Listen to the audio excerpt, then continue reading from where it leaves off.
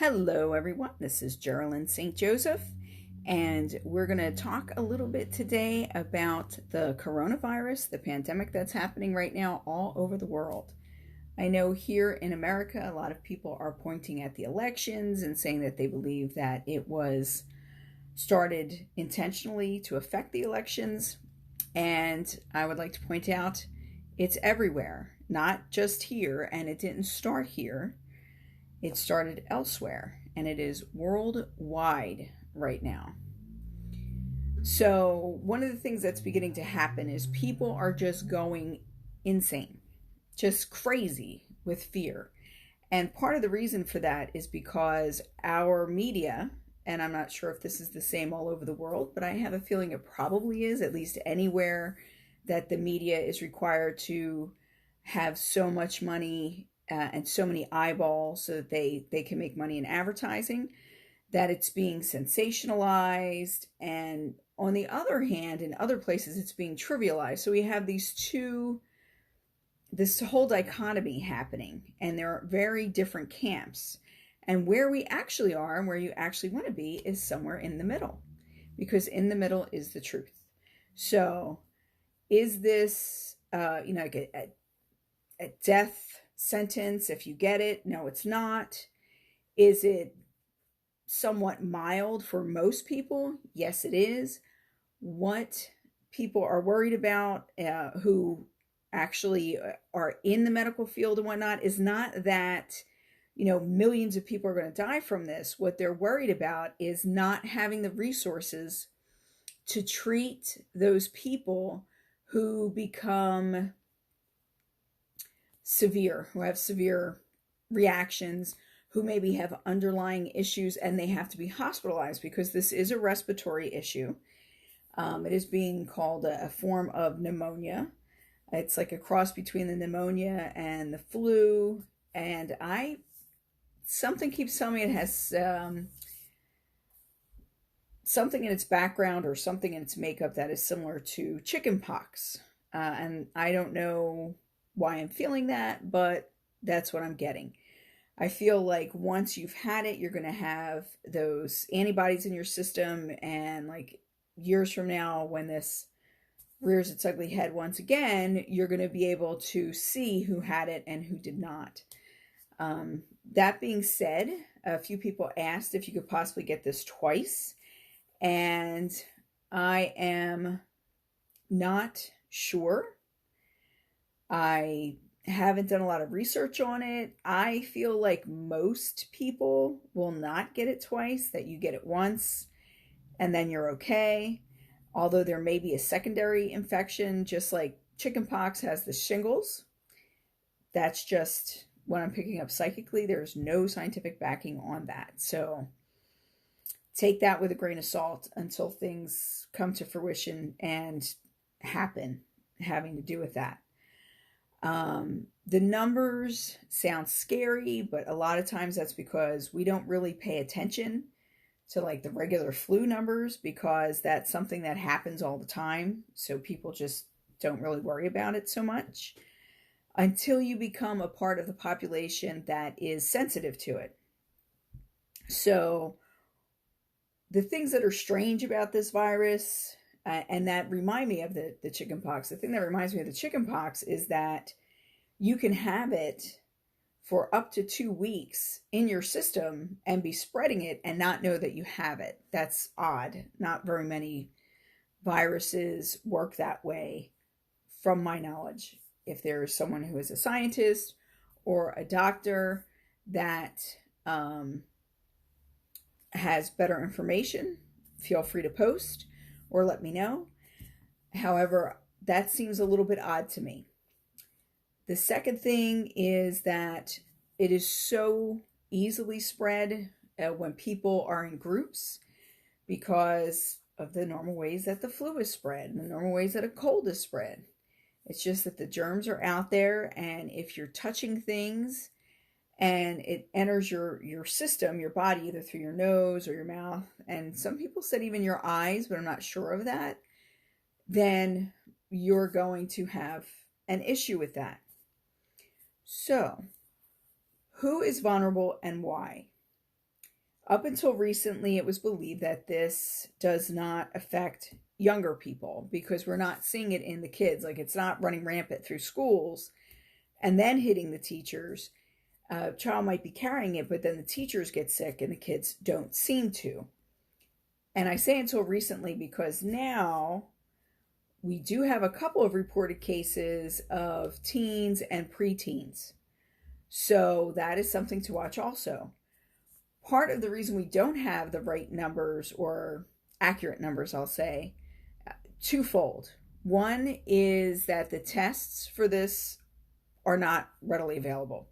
They're just, in America, we are just not testing for it the way other countries have, like South Korea. When that started happening in China, they got ready. They bam, test everybody. Here, there's a lot of mucky muck that people have to go through. There's always the money factor that the pharmaceutical companies and medical, they're more worried about how much money they're going to make and how they can milk this. So we need to deal with that aspect also. The other reason why we're not getting the right numbers is because for most people, from what I understand and what I've read and seen, and from what I feel, most people, it's fairly mild. Most people are not going even to the doctor, or they're not going into the hospital. From the numbers that I've seen, about 10% of people become more ill with it. Like, they're really sick. They may need an inhaler. They're having problems breathing. It escalates. And then of that 10%, I believe overall, they're getting about 1% of that where it is fatal. And like other diseases and other issues that we have, it's the people who are more susceptible, with lowered immune systems, people with compromised immune systems, people who are sick already, who then, if they contract this, then they have another issue. So that's something we need to be aware of. And something that we can do something about. So what makes us more vulnerable? Other than having an underlying disease, asthma, things like that, that we know about and can be quantified, there are a lot of things that make us more susceptible to illness. A lot of this is common sense. But it seems like when we keep being barraged with all these numbers and all these stories and all this fear, all this goes out the window. So what creates a bad immune system? And I'm not talking about someone who has an immunity problem, physical issue to begin with, but in general. So you have people who are overworked. You're not sleeping. You're anxious all the time. You're taking panic attacks. All these things lower your immune system. Are you in front of a computer screen too much? Are you around that radiation all the time? Are you eating microwaved food all the time? So all these things will gather together to lower your immune system and make it more difficult for you to fight off things like this. So you need to build up your immune system. And how do we do that? Fresh air, getting exercise. And yes, I know most of the gyms are closed, but there are plenty of ways to get exercise. You do the dance jam in your kitchen while you're cooking, or there's different things you can do to get your body moving and to get your spirits up also. So what we don't want to do, we do not want to feed the fear. That is number one. Do not feed the fear. If you are convinced that you're going to get this, you will get it. You're going to create that. You're asking for it. So don't feed the fear. And what do you do if you're the type of person who can't stop yourself from worrying about it? You have to retrain your brain. You need to focus on something different. So instead of focusing on, am I going to get this? When am I going to get this? When am I going to get this? What am I going to do when I get this? The dance jam, yeah. You want to focus on, okay, what can I do to prevent this? Or even better, how do I stay healthy? I know I can stay healthy. How do I stay healthy? And focus on that. Focus on eating locally sourced whenever possible, fresh produce, good meals that have vitamins, taking a multivitamin, and just doing things that you know your body needs. Relaxing baths, a nice hot shower. And speaking of the hot shower, what I find interesting is that this virus is not real strong when it comes to defeating it. Using heat is really good because it is not very strong against heat. So if you're in some place that's colder, it's more likely to be more severe and to last longer, but it doesn't have to. So from what I've read, it hangs out in your throat and in your sinuses, where it's a little bit colder than the rest of your body because, you know, most people's, their regular temperature is like 98.6. People like me were like a 96, thereabouts. My stepdaughter is a 99 all the time. So depending on what your body temperature is, it'll like that environment more or less. But it prefers the cold. It stays alive longer in the cold. So that's something to be aware of. Those old movies where you see the guy's like got a head cold, so he's got steaming water in a bucket and he's got the towel over his head and he's breathing in the steam, might be helpful. Gargling with salt water. Having, being in the ocean, being around the salt water, taking saltwater baths, things like that also help. Neti pot. Things like that can actually help boost your immune system, lessen the effects. Now, I am not a doctor, and I'm not pretending to be a doctor. I'm just speaking out of experience and other things that I've learned through researching this and asking people who I know who are in the medical field, like, what are the best ways to go about this? So this is huge. It's worldwide. It's happening to everyone. So one of the things that I've seen is how egocentric we are as Americans. Like, we're only looking at it here. Oh, it has to do with the election and it's got to be this and this person started and da-da-da-da-da. Like, we're the focus of the whole world. I'm here to disavow you of that. We are not. If you're living in Germany, you could give a flying hoot what's going on in America. And they have it in Germany, and they have it in Italy, and they have it everywhere, basically. It is covering the globe at this point. So what do we have to do to help ourselves? You need to stay calm. You need to stay collected. You need to get your rest. Wash your hands. Good hygiene. That's something we should be doing anyway, but up that up a little. Not so much that your hands bleed, we don't want to get into OCD mode, but you definitely want to be more aware of that. Wipe things down more often. Just be really aware of who you're around and what you're doing.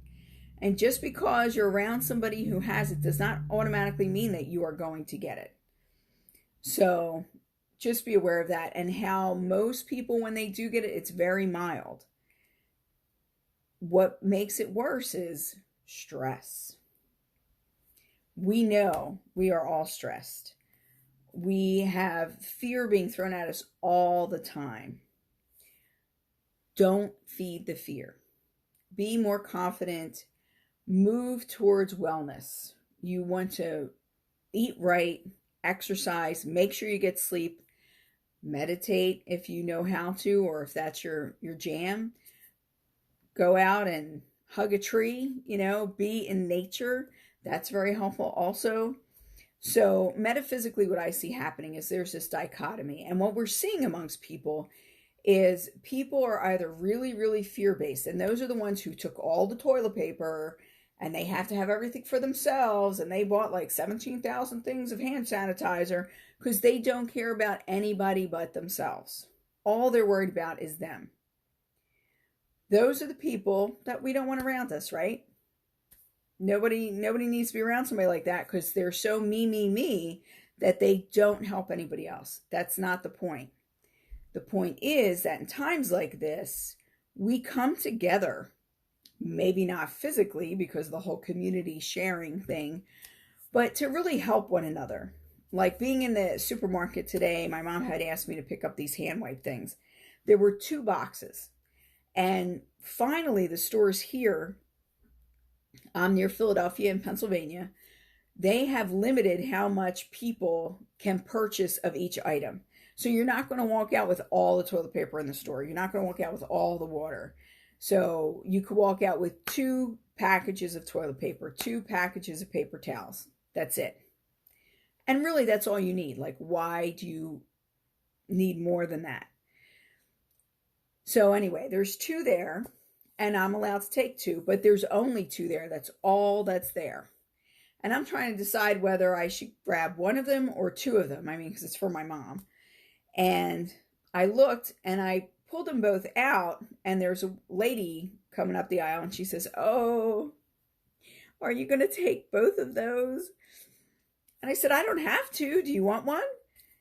And she looked at it and she goes, "Oh, this is what I was looking for anyway." So she gave it back to me. But I did only purchase 1 because there's only 2 left. We can all do very well. We can all survive. We could all be healthy, and we can all help one another. But we need to make that decision. If you see somebody who's grabbing 6 of something and you need the same thing, ask politely. They might say no. They might say yes. And maybe the stores do have it in the back, or they're going to restock in a month or a couple of days or whatever. The thing is not to be so overwhelmed by fear that you allow it to lower your immune system and make you become your lower self. We need to keep ourselves on a higher vibration right now. We're being called. This is a higher calling for us. We are being called to be kind. 2020 is the decade of compassion. We're starting it off with a bang. Let's follow through. This is the decade of compassion. Be compassionate to the people around you. Help out the people that need it. If you have an elderly neighbor or relative who you know can't get to the store or isn't allowed out of their house because they're over 60 or 65, whatever the guideline is, and you're going to the store, call them. Ask them, do they need anything? And help them out. The other thing we need to do, which this is going to be really important in this period of time, is I feel like a major theme is going to be loneliness and, shocker, isolation. How do we not feel lonely? How do we not feel isolated? It's not really necessarily going on to Facebook that's going to make us feel more connected, because there's so much fear being thrown up there. Not that, I mean, I'm going to be doing this more often because I'm going to be home, but you want to actually make a phone call.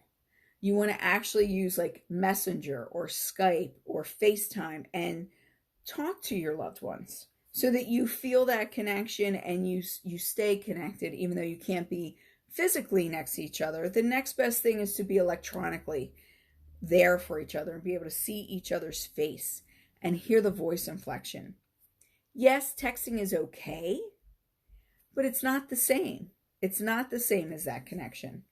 It will also make people realize when we're not allowed to touch, when we're not supposed to be hugging each other, when we're not allowed to shake hands and kiss each other.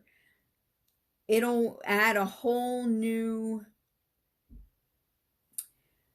energy to that. And it will make us realize how important that is for us as people and as humans. As humans, we need physical touch. We do. That's just the way it is. So at least being able to see one another, having the voice, being able to talk and experience one another, even if we can't touch one another, it adds that layer that we need.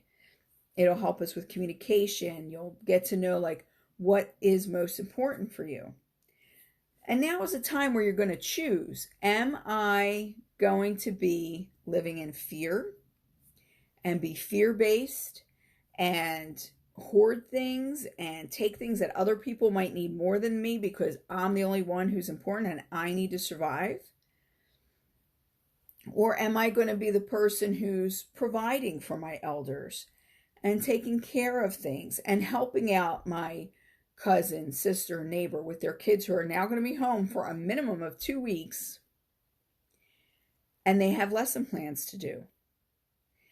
I used to help my stepdaughter do her homework. I was living in Hawaii and she was in Philadelphia, and she would call me and be like, Mom, I'm having problems with this.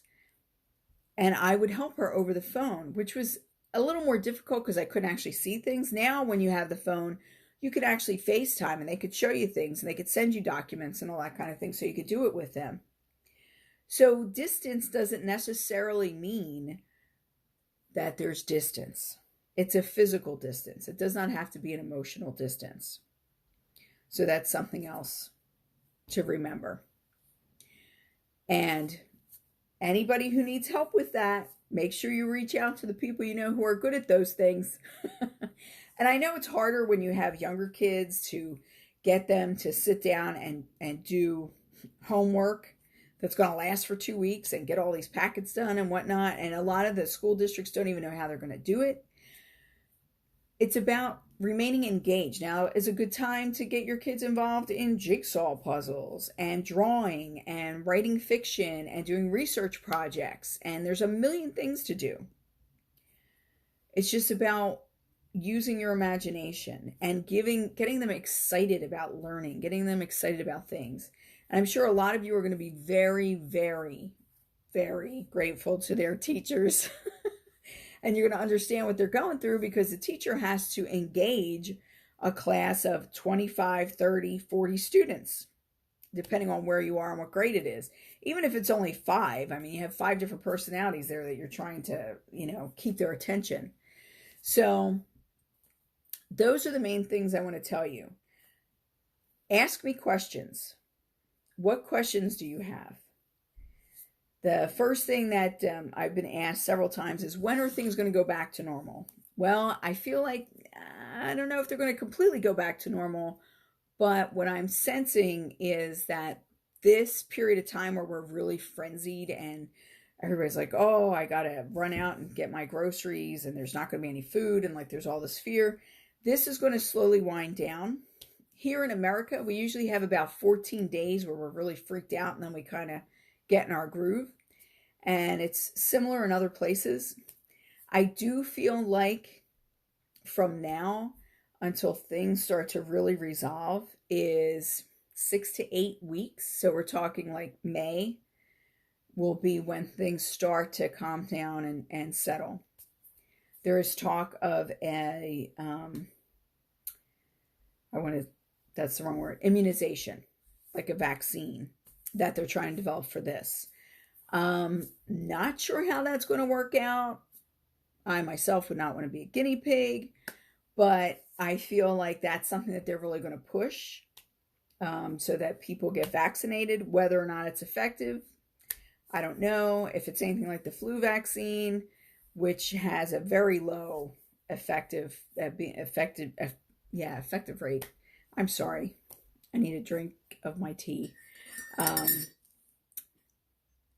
don't know how good it is or how effective it's going to be. And since they don't know the particulars of this virus completely at this point, because we're not being shown real numbers, that's being hidden from us, and we're not being given all the information, our teachers cannot send coursework home online because many families in our community don't have computers. Exactly. And if we had prepared for this ahead of time, then laptops should have been given to the kids or something of that nature. So that makes it very, very difficult. But by the same token,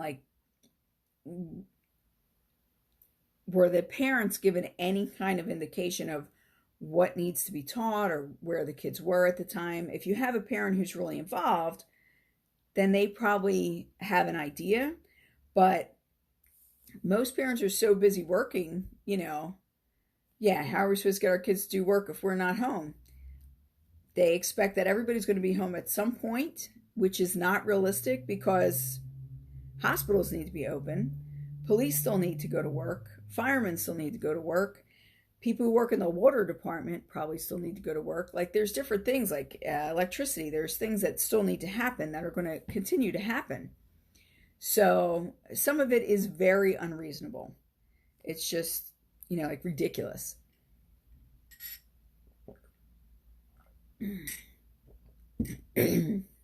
But by the same token, you do need to talk to your child about how important it is to stay up to date with these things and what they can do on their own. Have them do it. Make it a contest. Offer some kind of incentive. Is the best that I can offer. I do have a friend who is going to start something online during this so that parents can have an access point where they can ask questions, and this person will hopefully help children with their homework and doing different things like how do I look for this and that kind of thing. So that might be helpful. I'm not sure. All I know is that when they get back into school, if they get back before the end of the school year, which there are going to be places where the entire school year is done and kids are just going to have to repeat this section of it or test out of it or do something. I'm not quite sure how it works. That's why I'm saying it doesn't quite get back to normal right away, because there's so much catching up to do in a lot of different sectors. Then that we need to figure it out at the beginning of next semester. Yeah, there is talk they may not go back this year. I feel like they don't. I feel like it's, by the time things wind down, it's close enough to the end of the school year that it would just be disruptive for them to go back to school. So, take that. I'm not sure what to do with that. So, any other questions you guys have, feel free to ask. Someone had asked about a recession. We have been in a recession for a really long time. And most of us, the stock market, other than affecting our retirement and our 401ks, the stock market really is not an indicator of what's happening to middle America and people who work. Retail workers and other types of workers. The stock market is like monopoly. They can do all kinds of things with it to make it look like it's high or it's low. Like they manipulate it all the time. And it could be the government does it. There are different companies that do it. And there's different ways to do it, which, I don't trust the stock market and I don't use that as an indicator for anything because I know how it's manipulated. So far as that goes, we're already in a recession. If you talk to anybody who makes a normal amount of pay who does not work for the government, they will tell you that costs keep going up. Their pay is not. And especially with as much as our health cost is right now in America, it's way out of balance. And that needs to be adjusted. So part of what's happening is to make us look at several things. One is the way we care for one another, whether that be through pharmaceutical companies, like how much our drugs cost. And the president of America said, not everybody's going to be able to afford a vaccine once it comes out. Really? Didn't you just put billions of dollars into these companies to develop this? Isn't that our money that you're putting in there? Shouldn't you just give it to us then? Because we already paid for it. But I digress. We're supposed to look at how we treat one another. How do we treat our elders? We're also supposed to look at ourselves as community. There is no other. If I'm caring about me, I'm also caring about you. So one of the things is like the way we're supposed to stay 5 or 6 feet away from each other. Someone who's doing that and also washing their hands and taking care of themselves.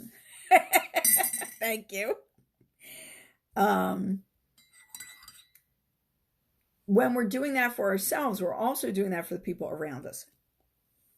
It's helping them too. So that's something we need to be aware of. It's not hot anymore, Stace. I don't know if it's going to help. So that's the way, like metaphysically, what it's doing. It's making us really come to terms with whether we take care of each other. And we don't have to know the other person. We don't even have to have ever seen them before to care about them. But we need to care about one another. And these types of situations, they can either rip people apart, like the people who are hoarding the toilet paper, and they have to be, they're going to be holed up in their house. So they got to take everything from everybody else and make sure not everybody has what they need. Or people are going to be giving and they're going to share and they're going to say, okay, there's 10 things of toilet paper. There's 8 of us. Let's each of us take 1 and then leave the 2 for people who come after us. There's about being compassionate and considerate, and that's where we need to be. The energy of compassion and the energy of consideration, that is what we are supposed to take from this. And that is where we need to be headed. If we are evolving as a species and as people, as humans, isn't it best if we evolve leading with our hearts instead of pocketbooks? I mean, that's even a fabrication, that whole thing. That's something we created. Why are we allowing that to dictate who can and cannot be healthy, who can and cannot get the help that they need? So, does anybody else have a question? I intend to do 2 other live feeds. I don't know if I'm going to do them tonight because I am very tired, or I'm going to do them over the next couple of days. But I want you to let me know if you have questions. Like, you can IM me if you don't want them in the public, or you can put them just on my Facebook page. But let me know what your questions are. The first live feed, or one that I'm going to do, is how this affects people who are sensitives and empaths. And the second one I'm going to do is to show like metaphysical ways to boost your immune system and things that we can use or utilize in order to help us remain strong during these trying times. So things like, which gemstones work, like, and things like that. And I'm so happy so many people are coming on now, but I'm almost done. But the replay will be on shortly. So again, this is the decade of compassion. The 20s are the decade of compassion. Let's start it off very strongly by caring for each other through this pandemic. And that could be as simple as a phone call to check in with someone, doing FaceTime or Messenger with people that we know and love. It can be as simple as calling an elder or seeing if your neighbors need stuff, if you're going to the store to pick it up for them because they're more at risk. But it's about not feeding the fear. Don't feed it. Feed your confidence. I'll talk to you specifically about that, but people whose immune systems are really low, you just need to be extra careful. So they should, yes, be wearing a mask. They should have gloves on. And a doctor said that part of the reason why you're wearing gloves is not because the gloves are protecting you from things that you're touching necessarily. It stops you from touching your face. So even if you touch the virus, unless you have a cut or something, it's not going to go through your skin. It comes in through your nose and your airways. So if you don't touch your face, then it's not going to get in there. So just be very careful when you're doing things that are lowering your immune system. you really do need to make sure that you stay away from people as much as possible and that you prepare. I don't have it. To make sure that you are protected. So those would be the main things that I would recommend, is definitely gloves and have him in a mask, since you're taking him out for something that tanks your immune system. So I will talk to you specifically though, just so to see if we get more information on that. Thank you. So thank you everyone for watching. Again, this is Geralyn St Joseph. If you have questions, please leave them on my page or IM me here at Facebook. And I will be doing 2 other Facebook Lives in the coming days so that we can discuss like how that affects us if we're really sensitive, and how it affects us metaphysically, like the metaphysical meaning for it, and how to use things like gemstones and oils and things like that to help boost our immune system. Nobody is saying that this cures it. Nobody is saying that this is, that there's no way you're going to get sick if you carry around a crystal. But what we're saying is that there are things that can help you become more aware of your surroundings and help you boost your immune system and raise your vibration so that you're less likely to contract something that is very difficult to get rid of or possibly life-ending. So thank you all for watching. Happy St. Patty's Day. I have my green on, and I will catch up with you guys later. Thanks. Have a great night.